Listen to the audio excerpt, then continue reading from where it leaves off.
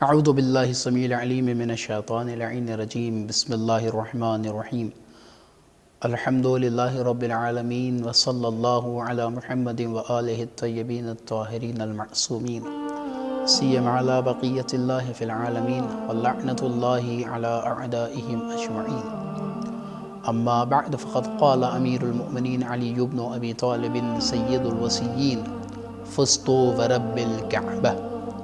ناظرین کرام، آپ کی خدمت میں سلام پیش کرتے ہیں اور اس سوزناک تاریخ کی تعزیت پیش کرتے ہیں۔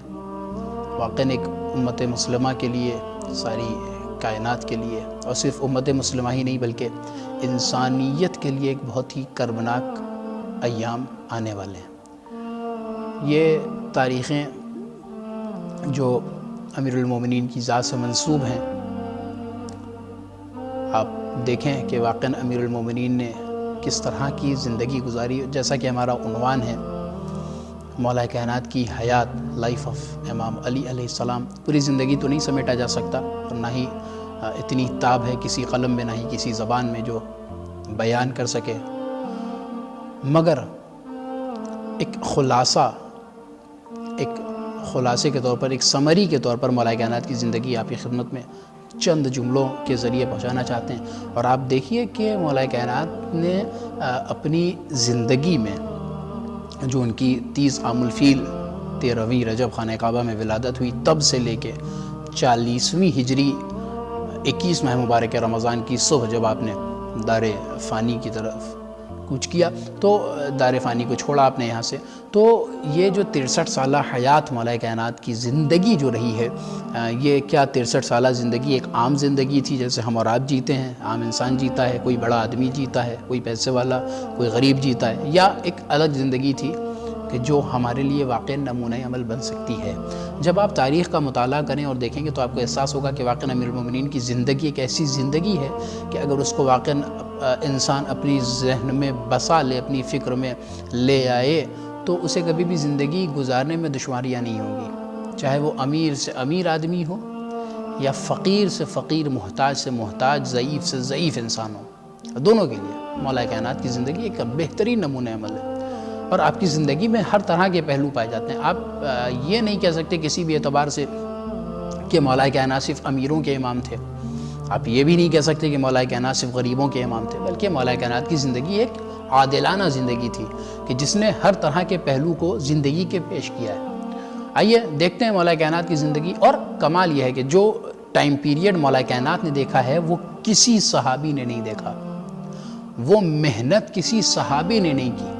یہ میں تاریخ کے آئینے میں یہ بات بہت بڑی بات کہہ رہا ہوں کہ تاریخ کے آئینے میں کہ کسی صحابی نے یہ زحمت، یہ محنت نہیں کی جو مولا کائنات کے ذریعے سے ہوئی ہے۔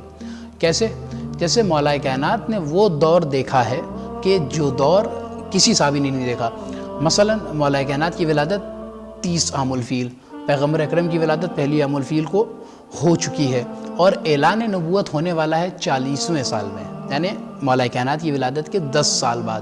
تو یہ جو 10 سال مولا کائنات نے رسول اسلام کے ساتھ گزارے ہیں، اور آپ کمال دیکھیے پیغمبر اکرم نے اس 10 سال میں کیا کیا ہے۔ 10 سال کیا جو اپنی پیغمبر کی جو حیات ہے قبل اعلان نبوت 40 سال کی، اس میں پیغمبر نے کیا کیا ہے؟ نہ ہی کوئی ذکر خدا عوام کے درمیان پیغمبر لے کے آئے، نہ ہی بتوں سے انکار پیغمبر اکرم نے کیا، بلکہ اپنے کردار کو لوگوں کے درمیان منوا رہے ہیں، اپنے اخلاق کو لوگوں کے درمیان رائج کر رہے ہیں، اور بتا رہے ہیں کہ کسی بھی شخص کا دیندار ہونا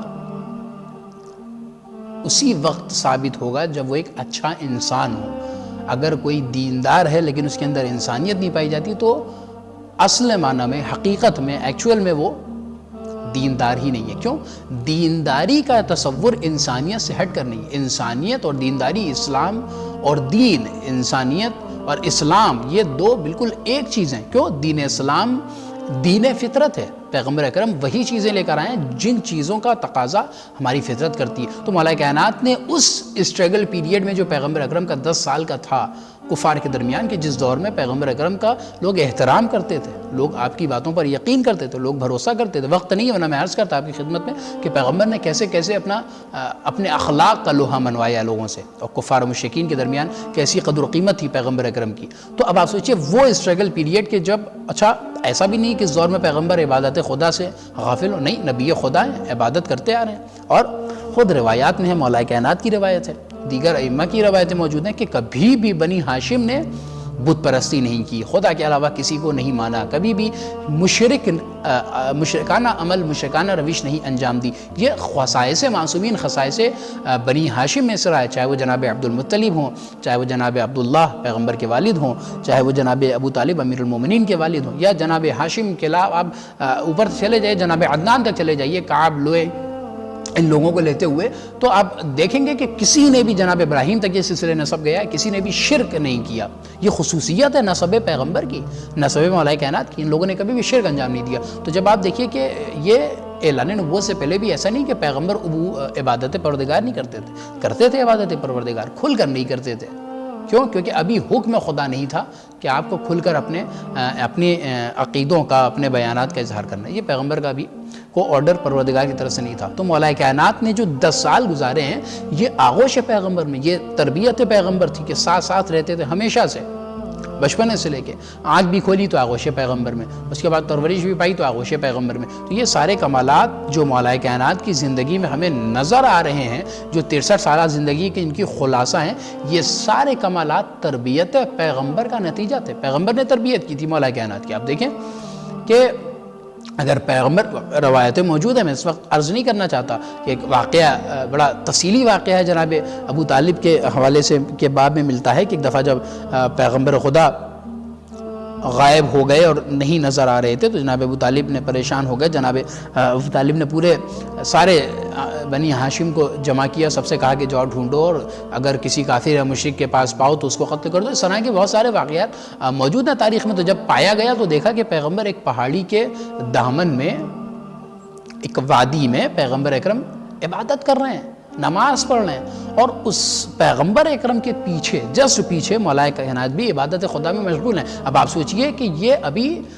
اعلان نہیں ہوا ہے، یہ ابھی اس طرح سے دین لوگوں کے درمیان نہیں پہنچا ہے، نہ ہی نماز کا ابھی حکم آیا ہے، نہ ہی روزوں کا حکم آیا ہے، مگر عبادت خدا ہو رہی ہے. اس کا مطلب یہ بنی ہاشم کبھی بھی عبادت خدا سے جدا نہیں ہوتے.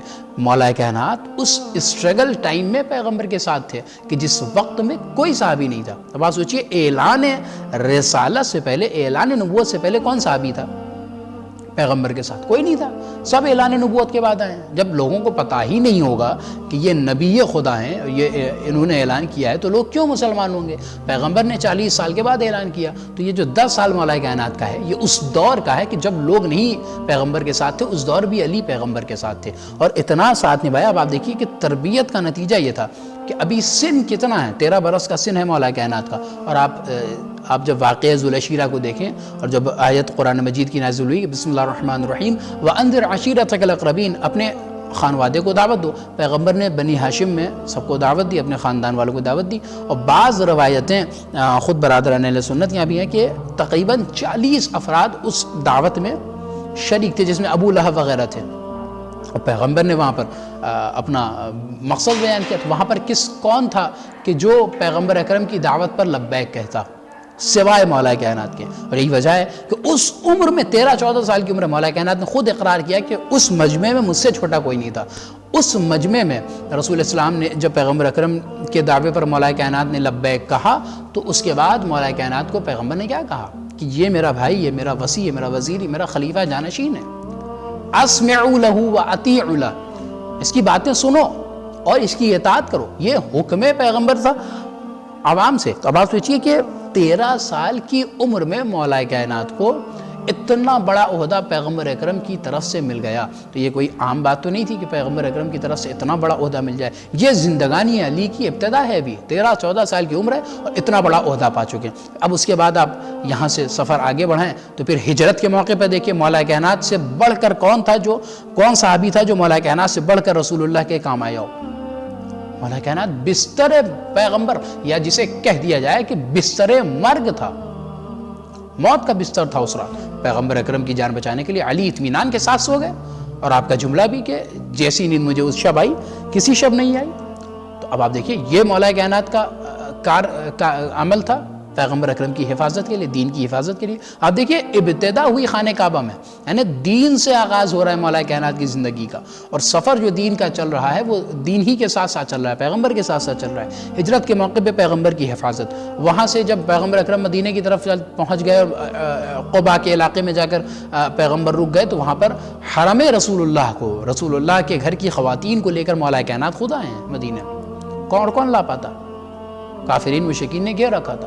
اس کے بعد مدینے آ جانے کے بعد، میں بات کو تمام کروں، مدینے آ جانے کے بعد پیغمبر اکرم کے ساتھ کتنا بڑا دور، جو پیغمبر کا 10 سال کا دور ہے، پیغمبر کا پہلی ہجری سے لے کے 10ویں ہجری تک، واقعہ غدیر خم تک، پیغمبر اکرم کا جو اسٹرگل پیریڈ ہے، یہاں پر جو جنگیں ہیں، یہاں پر جو پیغمبر اکرم نے بڑے بڑے مار کے ہلکیاں، آپ سوچئے پہلی ہی ہجری تھی کہ جنگیں بدر واقع ہو گئی، مشرکین و کافرین مکے سے ابو جہل سردار لشکر بن کر 1000 کا لشکر لے کر چلا آیا۔ اب آپ سوچئے اتنا بڑا کام مولا کائنات کے ذریعے سے، جنگ احد ہو، بدر ہو، خندق ہو، حنین ہو، خیبر ہو، یہ ساری جنگیں پیغمبر اکرم کے دور میں مولا کائنات نے لڑی ہیں۔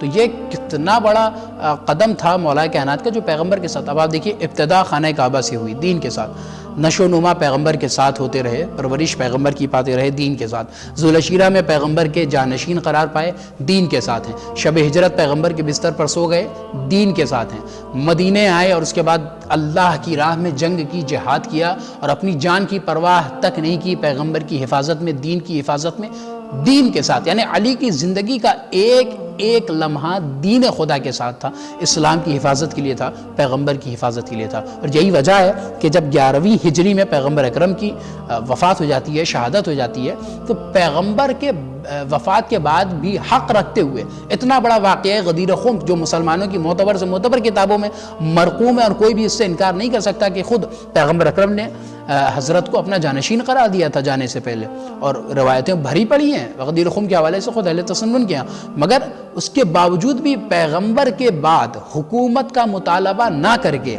خاموش بیٹھ جانا، اور اس کے بعد خاموشی سے کار امامت کو انجام دینا، یہ علی کا کام تھا، یہ علی کی محنت تھی۔ آپ دیکھیے کہ یہ کتنا بڑا یہ مولا کائنات کا صبر تھا، کہ جس کو پتہ ہے کہ اس کا حق ہے، جس کو پتہ ہے کہ اس کو اتھارٹی حاصل ہے دین کی باغ ڈور سنبھالنے کی، مگر پھر بھی وہ اپنے اختیارات سے پیچھے ہٹ رہا ہے۔ اب آپ دیکھیے کہ جہاں پہ پیغمبر اکرم کی وصیت کے مطابق مولا کائنات نے جہاں پایا کہ میرے ساتھ یار و انصار نہیں ہیں، اور موقع نہیں ہے کہ یہاں پر جنگ اور جہاد، کیونکہ ابھی مسلمان فارغ ہوا ہے، تازہ اسلام لے کر آیا ہے، اگر پھر اسلام کے اندر جنگ ہو گئی تو یہ فرقوں میں تقسیم ہو جائے گا۔ اور حضرت علی نے کبھی بھی نہیں چاہا کہ دین اسلام فرقوں میں بٹے، کبھی نہیں چاہا۔ اگر ایسا کرنا چاہتے تو مولا کائنات کا جب دور خلافت آیا ہے، تو جو جتنی بھی، اب آپ دیکھیے قرآن مجید کا جیسا کہ مسئلہ ہے، مولا کائنات نے وہ قرآن مجید جو پیغمبر کے حکم سے جمع کیا تھا، اس کو مولا کائنات نے واپس رکھ لیا، اور یہ کہہ دیا کہ اب تم میں سے کوئی اس قرآن کو نہیں دیکھے گا۔